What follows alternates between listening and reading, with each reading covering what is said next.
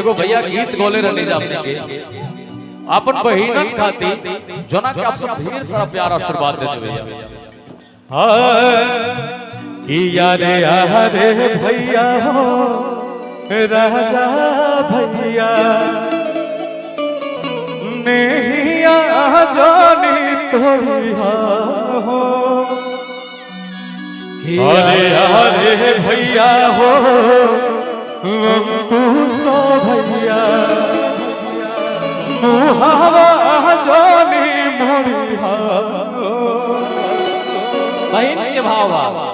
कि जब ले जी अब माथे टिकावा लगाई मुकुरस पहले भावा कि बन्हाता निराखिया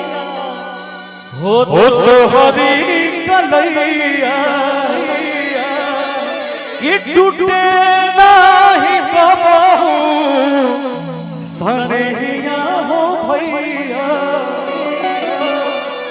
कि जब ले जी अब तब ले जाना लुटाई आरे सब धागावा से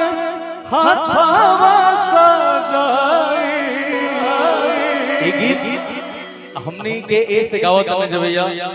कि हमने भोजपुरी में जितना भी विधा बा और पारिवारिक गीत बा सब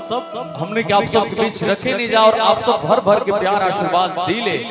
तो ऐसे एक गीत हम आप सब के जाते जाते जरूर रखब कि बहिनी तोहरा के तबो ना भुलाई हो जब ले जियब तब ले जनम लुटाई हो।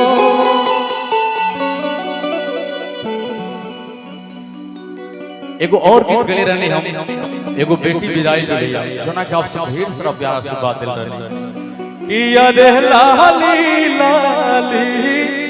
डोलिया हे सखिया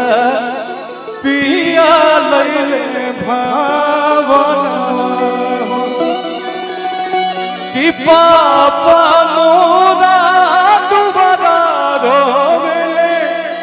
अरे माई रोवेलिया गरवा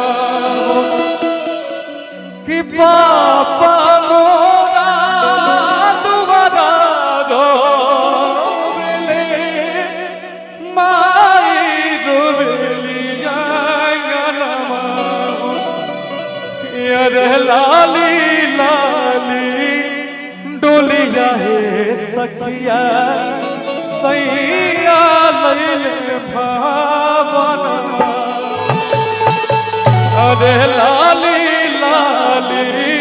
डोलिया हे सखिया पिया लैले भावना। जोना के आप सब ढेर सारा प्यार आशीर्वाद दिले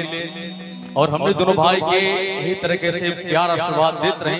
कोनो गलती हो गई तो क्षमा करो। प्रेम से बोली साचे दरबार की जय हो।